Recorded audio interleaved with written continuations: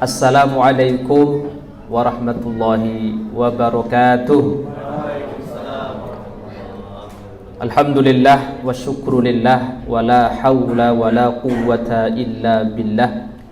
Asyhadu an la ilaha illallah wahdahu la syarika lah wa asyhadu anna Muhammadan abduhu wa rasuluhu la nabiyya wa la rasula ba'dah. Allahumma salli wa sallim wa barik ala Muhammad wa ala alihi wa ashabihi wa man tabi'ahum bi ihsanin ila yaumiddin, amma ba'd.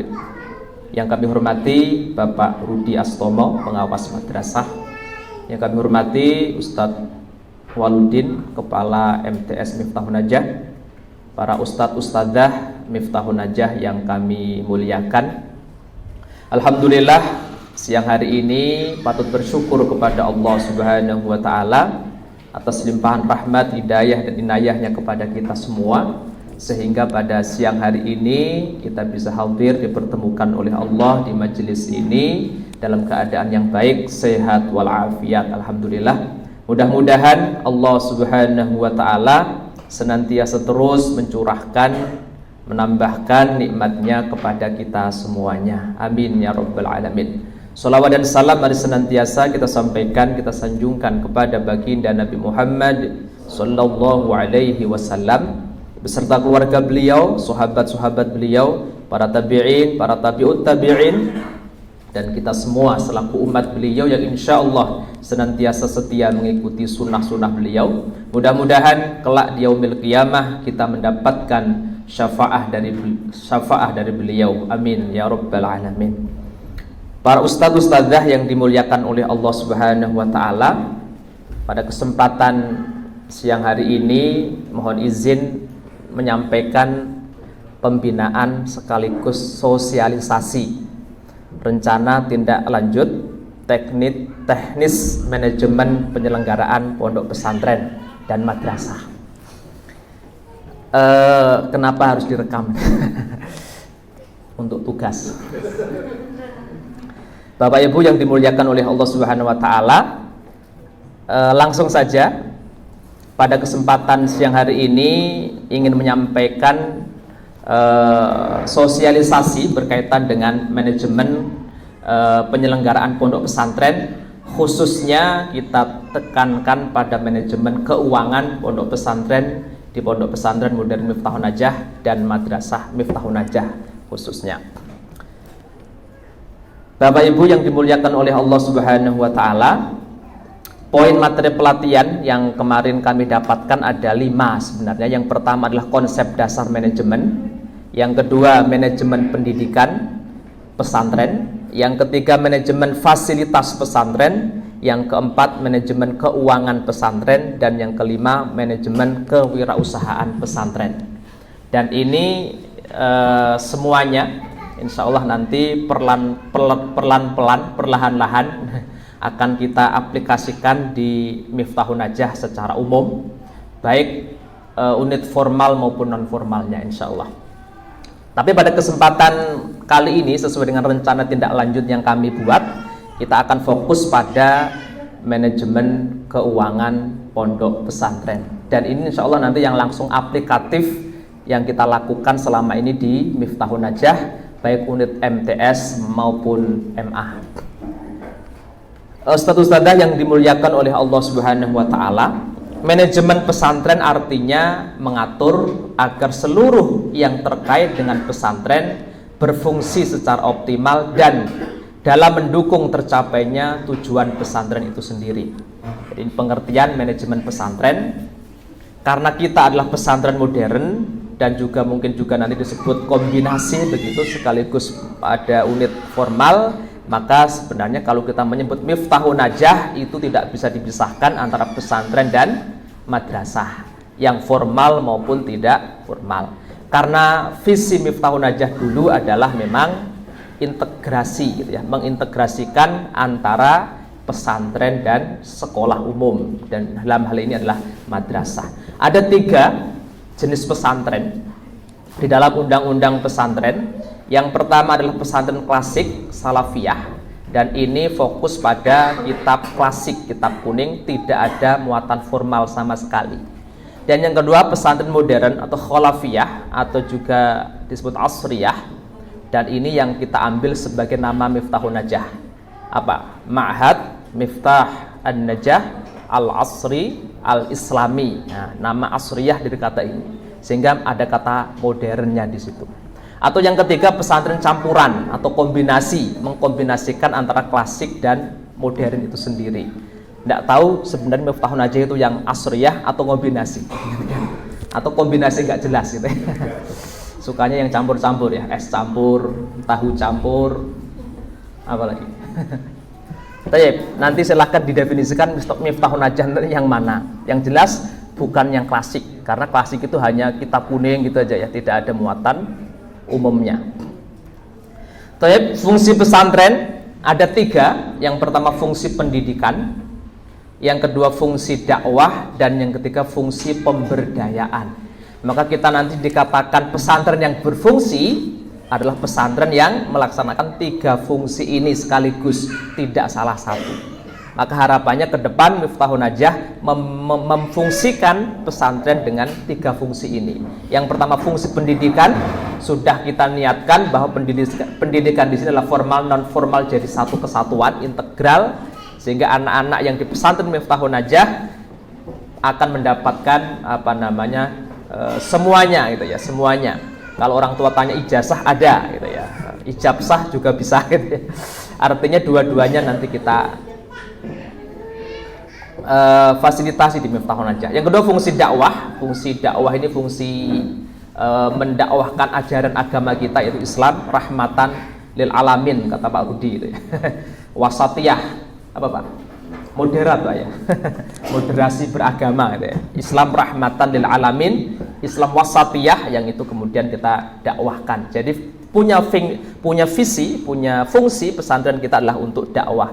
Karena semua kita adalah dai. Kullukum da'in, qabla kulli syai', kita semua adalah dai sebelum apapun. Jadi dokter dai yang dokter, dai yang jadi kepala madrasah, dai yang jadi presiden, itu semuanya dai. Itu tujuannya, sehingga pesantren nanti lulusan pesantren kalau jadi presiden ya berpihak kepada Islam gitu ya. Bukan malah kontra terhadap Islam. Karena apa? Dia dai sesuai dengan agamanya, dia adalah agama Islam.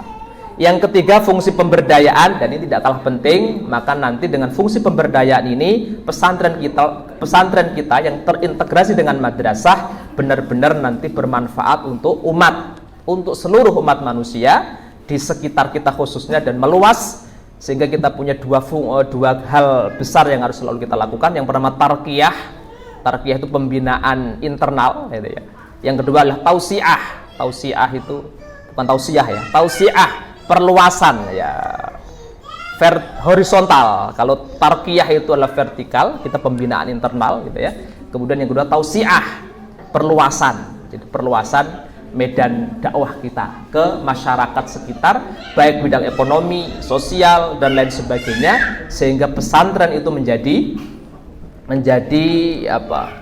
sangat dibutuhkan oleh masyarakat gitu ya. Ini akan kita rancang ke depan bahwa Miftahun Najah akan mengarah ke pemberdayaan secara lebih komprehensif.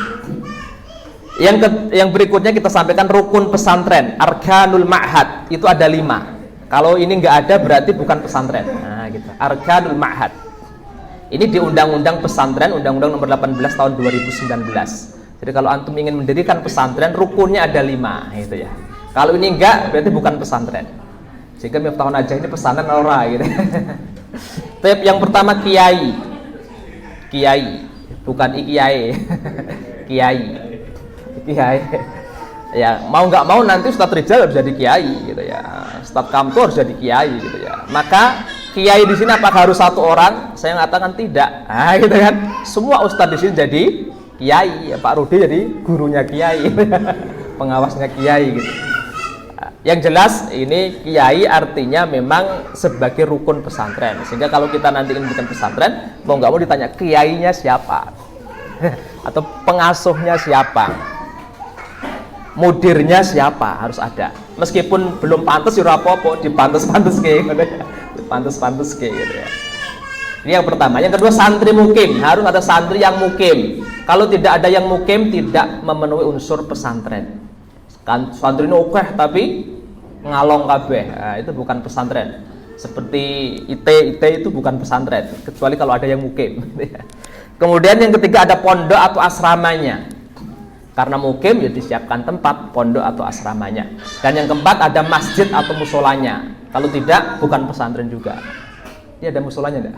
Oh, enggak ada. Belum ada musolanya, Pak. Ada masjid. Insyaallah sedang diupayakan. Ada ya. Pokoknya aula dan musola. Nah, kadang aula, kadang musola. Serbaguna. Nggih, insyaallah sedang diupayakan. Dan yang kelima, kitab kuning atau dirosah Islamiyah. Kitab kuningnya harus ada. Maka mau nggak mau nanti kita ajar yang kuning-kuning itu ada gitu ya. Dan insyaallah ada, sudah mulai ada. Diadakan. Supaya apa? Nanti kalau kita menyebut pesantren wangun gitu ya, diakui di undang-undang pesantren dan diakui oleh pemerintah. Karena kita punya NSP namanya. Apa NSP? NSP. Nanda Sabung Pribadi itu dulu ya. NSP. Nomor statistik pesantren. Secara legal kita sudah punya nomor statistik pesantren dan juga nomor statistik madrasah. Dua-duanya legal diakui oleh pemerintah. NSP dan NSM. Dua-duanya. Aja, monggo Pak Lutfi. Alhamdulillah sudah sampai dengan kitab kuning. Aja, atau nuwun. Nggih. Nggih, monggo Pak Rudi, terima kasih. Waalaikumsalam warahmatullahi wabarakatuh. Selanjutnya ingin kami sampaikan begini. Jadi di Undang-Undang Pesantren, Undang-Undang Nomor 18 Tahun 2019, ada 3 model pendidikan. Yang pertama pendidikan umum, yang kedua pendidikan pesantren, dan yang ketiga pendidikan keagamaan Islam. Jadi ada 3 model: pendidikan umum, pendidikan pesantren, dan pendidikan keagamaan Islam. Kalau ini tanya, TPA itu masuk ada pendidikan enggak? Iya, masuk di mana? Pendidikan keagamaan Islam. Itu TPA. TPQ dulu, TPQ gitu ya. Oke, yang pendidikan umum tingkat pendidikan anak usia dininya namanya TK, Taman Kanak-kanak, dan Rodotul Atfal. Itu beda jalur, Kemenak dan Diknas itu ya. Itu yang formal pendidikan umum yang paling rendah. Ya. Aba itu TK. TK Aba. TK Aba. Ya. Yaitu pokoknya PAUD ya, di situ ya, ke bawah itu masuk di situ. Yang kedua, pendidikan dasar dan menengah, sekolah dasar, SMP, SMA atau SMK. Nah, itu masuk di Diknas. Kalau yang Kemenak, MI, Madrasah Ibtidaiyah, Madrasah Tsanawiyah, Madrasah Aliyah atau Madrasah Aliyah Kejuruan, MAK. Kemudian yang tinggi adalah perguruan tinggi umum dan perguruan tinggi keagamaan Islam. Meskipun sekarang sudah diumumkan semua, jadi universitas, sudah jadi umum gitu ya. Kalau dulu kan UIN, Universitas Islam Negeri, sekarang sudah menjadi IAIN, universitas. UIN, sekarang universitas ya, dulu IAIN awalnya ya. Kemudian sekolah dan perguruan tinggi umum, madrasah dan perguruan tinggi keagamaan Islam. Itu apa itu?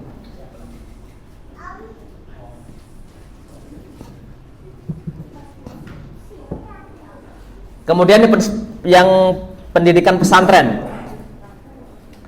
Pendidikanmu adalah ula, pendidikanmu adalah wusta, pendidikanmu adalah ulia, pendidikan muadrah usta, dan pendidikan muadrah ulia secara berkesinambungan. Kemudian pendidikan diniyah format ula, pendidikan diniyah formal usta, pendidikan diniyah formal ulia, kemudian mahat ali. Ini yang jalur formal di pesantren, ada formalnya. Kemudian yang tidak formal adalah pengajian kitab kuning. Pesantren hanya mengaji itu penjelasannya, pesantren kitab kuning. Nah, sekarang Miftahun Najah itu di mana itu ya?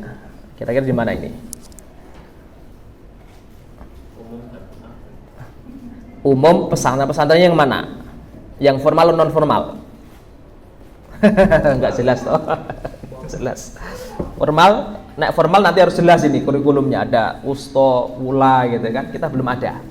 Nah, sebenarnya kita lebih ke arah madrasah sanawiyah, aliyah itu kan masuk umum, kemudian dikasih nama pesantren gitu ya. Maka harapannya ke depan kita mulai menguatkan ya, karena pesantren ada undang-undang pesantren sendiri dan juga ada kita punya izin operasional pesantren, maka harapannya kita mungkin ke depan akan menyusun ya, salah satu yang muatan pesantren adalah muadalah itu ya, yang memang pure pesantren gitu ya. Pesantren. Selama ini kita gabungkan antara non formal dan formalnya. Non formal pesantren yaitu kitab gitu ya, dan juga formal madrasah sanawiyah. Tetap kita inginnya adalah pesantren madrasah bagian dari pesantren. Jangan dibalik. Pesantren bagian dari madrasah. Itu sudah banyak. Madrasah negeri itu sudah begitu ya. Ada pesantrennya bagian dari madrasah. Karena kita semangat awal adalah pesantren, maka madrasah itu adalah bagian dari pesantren, terintegra dari pesantren, sehingga nanti muatannya kita akan menyesuaikan dengan muatan pesantren yang ada di kurikulum pesantren, nanti akan kita buat gitu ya, dan juga pendidikan formal. Dan insya Allah ke depan arahannya seperti itu ya, 5 tahun ke depan. Tapi 5 tahun ini kita tidak ada kurikulum, ini targetnya, registranya. Tidak apa-apa, nanti 5 tahun ke depannya lagi. Tapi sudah mengarah, insya Allah ke depan kita akan mulai melihat model pendidikan itu seperti apa. Atau nanti juga bisa kita buat pendidikan keagamaan Islam, TPA, TPQ dan seterusnya, itu termasuk Madin, itu juga pendidikan keagamaan Islam. Jadi nanti ada Madin pesantren formal, ada Madin yang bukan pesantren, itu ada, sudah ada jalurnya sendiri-sendiri. Baik, jam berapa ini? Yang selanjutnya ini fokus kita, RTL kita yang akan kita bahas adalah manajemen keuangan pondok pesantren. Sebelum kita ke arah situ, jadi penjaminan mutu pendidikan ditujukan untuk mengawal pemenuhan standar atau harapan atau janji. Jadi kita punya visi misi, punya harapan, punya janji gitu ya. Maka akan kita kawal menuju keberhasilannya. Maka upaya-upaya yang kita lakukan harapannya adalah kondisi saat ini seperti apa, upaya perbaikan mutunya seperti apa, terus kita lakukan. Jadi ini kita dinamis, bergerak terus untuk perbaikan tujuan ke depan, mencapai tujuan ke depan. Sehingga vektor-vektor gaya apapun yang ada kita arahkan pada satu titik gitu ya, bersama-sama. Karena kita yakin antum semuanya punya potensi yang luar biasa besar untuk menuju kesuksesan itu gitu ya. Semuanya punya potensi yang luar biasa besar. Jadi tidak membeda-bedakan satu dengan yang lainnya, semuanya punya potensi, maka kita bersama-sama mengarah pada tujuan yang sama begitu ya, yaitu pada satu titik suksesnya Miftahun Najah. Sehingga tema kita 5 tahun ini adalah sukses bersama ya. Profesionalitas prima menuju sukses bersama. Itu harapannya nanti bersama-sama untuk mewujudkan itu, sehingga perlu didukung gitu ya. Selanjutnya, manajemen keuangan pondok pesantren adalah suatu proses dalam pengaturan aktivitas atau kegiatan keuangan pada suatu pondok pesantren dan lembaga pendidikan yang berada di dalamnya. Di dalamnya termasuk kegiatan planning, analisis, dan pengendalian terhadap kegiatan keuangan. Ini saya membacakan teori. Fungsi manajemen keuangan yang pertama investment decision atau penetapan pengalokasian dana, yang kedua financial decision, memutuskan alternatif pembiayaan, dan yang ketiga adalah bagi hasil kalau ada hasilnya. Nah, yang kita lakukan selama mulai 1 semester ini adalah ini ya, arahannya ke manajemen keuangan, bagaimana kita menetapkan pengalokasian dana, memutuskan alternatif pembiayaan dan sumber pembiayaan, meskipun belum ada dividen ya, maksudnya keuntungan yang bisa kita dapatkan ke depan. Selanjutnya, tujuan manajemen keuangan yang pertama meningkatkan efektivitas dan efisiensi penggunaan keuangan pondok pesantren. Yang kedua, meningkatkan akuntabilitas dan transparansi keuangan pondok pesantren. Yang ketiga, meminimalkan penyalahgunaan anggaran pondok pesantren. Dan insya Allah ini akan kita coba sudah mulai tertibkan, mulai kita arah pada tujuan ini, sehingga nanti teman-teman bisa ikut membantu mengawasi gitu ya. Ada 4 prinsip. Yang pertama transparansi, yang kedua akuntabilitas, yang ketiga efektivitas, dan yang keempat efisiensi. Dari ini nanti Miftahun Najah seperti apa ke depan akan kita coba lihat. Karena kita mengelola dana umat gitu ya, dana masyarakat dan juga dana pemerintah, BOS itu, maka harapannya ini sudah mulai kita bendahara bagian accounting akan melakukan pelaporan gitu ya. Kan kita diminta oleh pemerintah ya, kantor pajak itu minta terus laporannya gitu, dan akan kita sudah tertibkan. Berikutnya tahapan manajemen keuangan ada 3. Yang pertama penganggaran, budgeting. Yang kedua pelaksanaan, accounting. Dan yang ketiga evaluasi. Maka beberapa bulan ini ya, 1 semester ini kita selalu mengumpulkan bagian keuangan untuk melakukan ini ya. Yang pertama penganggaran. Ini sudah penting karena selama ini bisa jadi kita yang penting ada uang atau kita gunakan, tapi sudah perlu kita penganggaran, budgeting, sehingga teman-teman sudah dilibatkan buat RKAM, rencana kegiatan dan seterusnya. Kemudian kita nanti bandingkan dengan keuangan kita sering sudah berdiskusi antar unit kaitannya dengan penganggaran. Yang kedua pelaksanaan, accountingnya ini juga sudah kita tertibkan dengan aplikasi-aplikasi yang memudahkan. Dan yang terakhir evaluasi, auditing. Insya Allah 3 hal ini bertahap akan kita lakukan untuk menjaga dan meningkatkan ya keuangan pesantren dan madrasah. Sumber dana pesantren selama ini ada 3 hal. Yang pertama internal dari usaha pesantren dan iuran syahriyah santri, atau bahasa kita dari orang tua. Dan yang kedua usaha pesantren jika ada. Yang kedua eksternal dari dana masyarakat, wakaf, infak, sedekah, hibah, WIS, hibah dan lain sebagainya. Kemudian yang 3 lainnya ini yang bukan dari orang tua, bukan dari masyarakat. Maksudnya apa? Dari pemerintah, ada Bosnas, ada Bosda. Nah, 3 ini yang selama ini menjadi sumber dana pesantren. Tapi untuk iuran syahriyah santri dari orang tua, komite begitu ya. Kita sudah 1,5 tahun ini, hampir 1,5 tahun sudah menerapkan menggunakan aplikasi. Jadi bagian masing-masing unit bisa melihat sendiri kondisi keuangan yang dari orang tua. Ya, ada kepala unit MTS, bendahara unit MTS, kepala unit MA, bendahara unit MA itu sudah tahu sendiri, sudah tahu keadaan, ada berapa persen masuk dan seterusnya, itu sudah bisa mengetahui. Tidak hanya bendahara saja, tidak hanya, dan dari BPH bisa memantau bulan ini dapat berapa masuk, dan real time bisa kita lihat. Termasuk koperasi ada memasukkan berapa hari ini, itu sudah tahu. Kita akan sudah mengetahui, sehingga harapannya nanti bisa mengoptimalkan dana yang ada. Terus kemudian dana masyarakat ini sudah mulai kita arahkan ke aplikasi juga. Kita ada wakaf.pelitaumat.id. Silahkan teman-teman melihat di situ. Mulai insya Allah akan kita launching nanti saatnya, sehingga semua nanti dana masyarakat akan terlihat di situ ya. Sehingga nanti teman-teman bisa melihat ada proyek-proyek apa dan dana masyarakat dan kumpul berapa, bisa diaudit gitu ya, diaudit dan nanti akan kita laporkan. Insya Allah kita sedang proses perizinan dari BWI, Badan Wakaf Indonesia. Arahannya supaya nanti kita bisa legal disebut sebagai lembaga pengumpul dana wakaf gitu ya. Sedang proses perizinan. Dan alhamdulillah ada 2 orang yang sudah mendapat sertifikat Nadhir Wakaf. Nadhir itu yang bisa mengelola dana wakaf. Sudah ada 2 orang di Miftahun Najah yang punya sertifikat. Yang pertama adalah Ustadz Trilasanto, itu sudah punya sertifikat Nadhir Wakaf. Ada pelatihannya, ada ujiannya begitu ya. Nanti mungkin teman-teman yang lain akan kita ikutkan yang berminat gitu ya. Yang kedua adalah saya. Ada sertifikat Nadhir Wakaf dari BWI. yang belum lembaganya. Nah, syarat lembaga bisa menjadi nadir wakaf adalah minimal harus ada 2 orang yang sudah punya sertifikat nadir wakaf.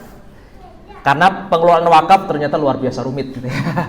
Dan harapannya produktif ke depan sehingga kita punya dana wakaf yang abadi gitu ya, yang kemudian hasilnya bisa terus dinikmati. Harapannya begitu. Kita menargetkan ya 1 triliun gitu ya. 1 triliun Miftahun Najah sehingga nanti hasilnya produktivitasnya akan luar biasa.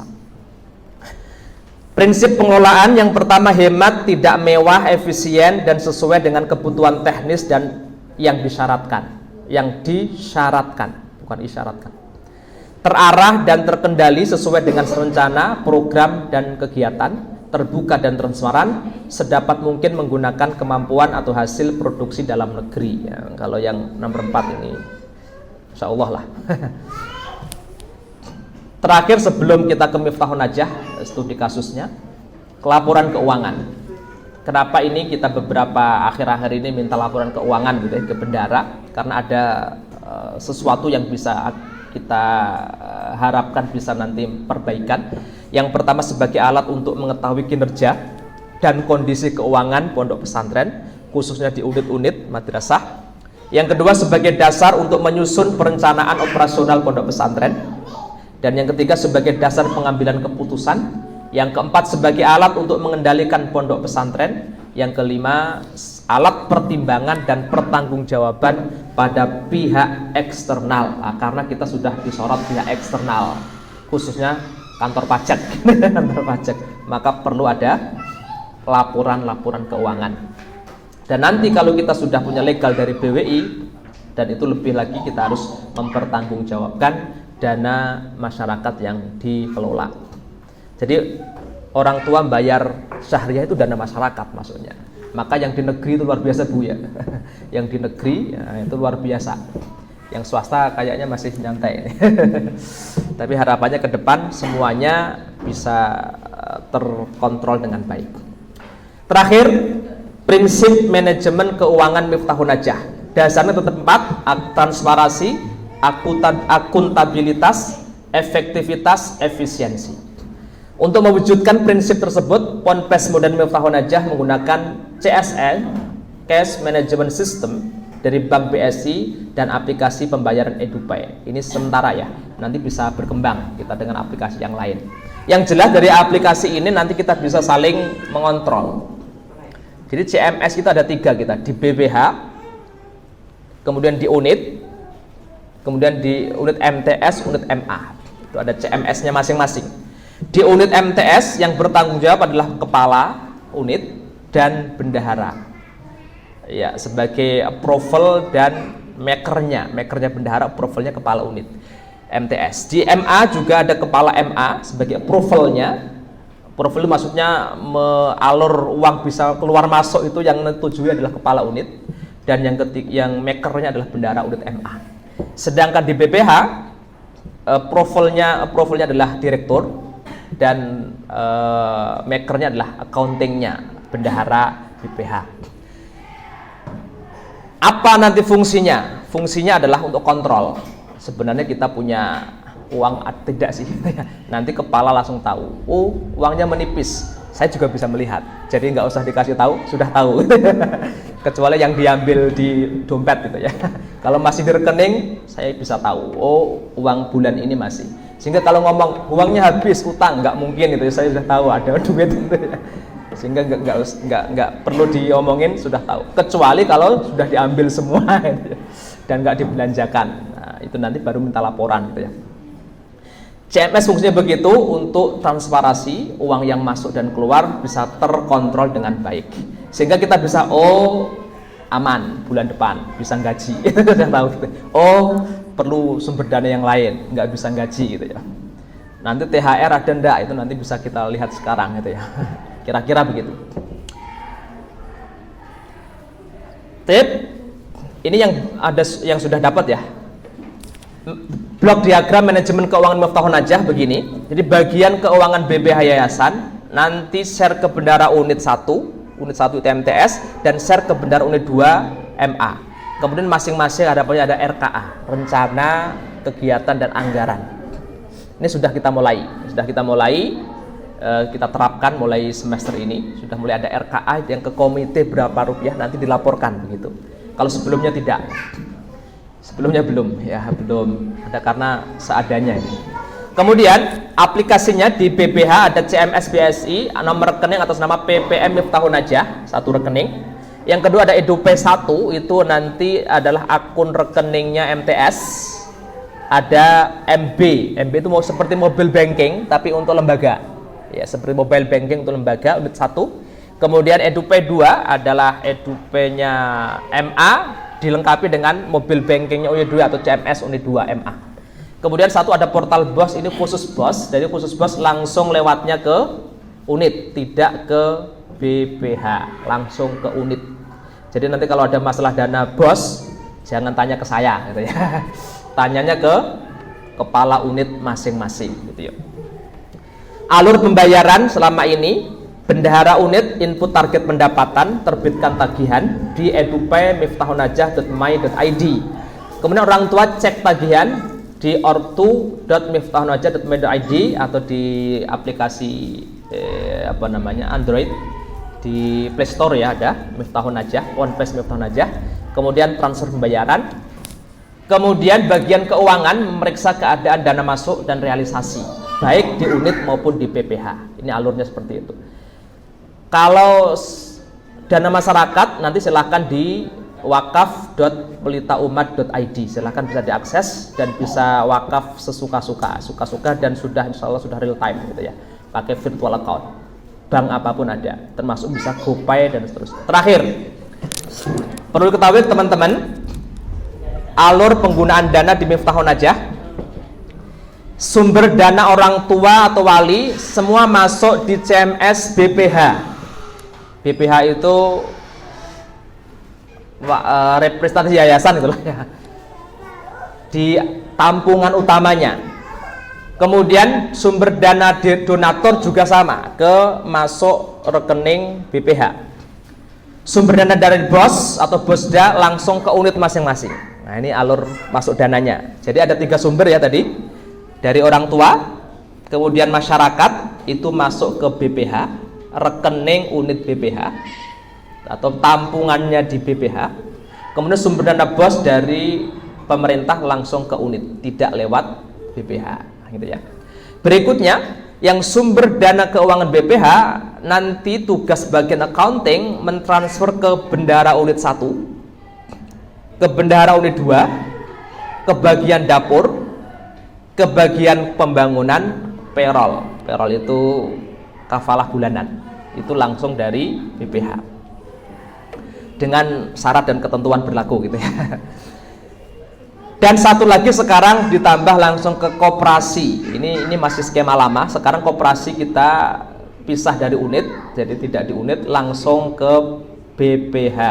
Koperasi dan laundry sekarang. Ini masih skema lama. Kalau dulu lewat unit dulu baru koperasi, sekarang langsung dari BPH. Nah, itu manajemen keuangannya. Sehingga nanti dari bendahara unit untuk operasional unit sesuai dengan kesepakatan pembagian share bulanannya gitu ya, share bulanannya. Nah, demikian alur keuangan atau penggunaan dana di Miftahun Najah yang sudah kita manage. Harapannya nanti semua bisa saling mengawasi, semua bisa saling mengontrol. Jadi saya tidak bisa sendiri gitu ya melakukan sesuatu, bendahara juga tidak kecuali atas. Jadi bendahara ngajukan sesuatu kalau tidak di-proof, kepala nggak bisa, kepala ujuk-ujuk buat nggak bisa juga. Maka nanti bagian kontrol di kepala unit masing-masing sesuai dengan rencana yang sudah dibuat. Nah, demikian untuk manajemen keuangan pondok pesantren Miftahun Najah sesuai dengan hasil pelatihan teknis manajemen penyelenggaraan pondok pesantren. Salah satu temanya adalah manajemen keuangan. Masih ada 4 bagian lagi terkait dengan manajemen yang lain. Pada kesempatan kali ini sudah 37 menit kita menyampaikan sebagai rencana tindak lanjut yang harus diketahui oleh teman-teman yang lain kaitannya dengan materi manajemen pondok pesantren, khususnya yang kami ambil tema khususnya adalah manajemen keuangan pondok pesantren di Pondok Pesantren Modern Miftahun Najah Manjada Wajadah. Demikian yang kami sampaikan pada kesempatan kali ini. Mohon maaf banyak kekurangan, banyak tutur kata yang kurang berkenan. Sekali lagi mohon dimaafkan. Demikian. Assalamualaikum warahmatullahi wabarakatuh.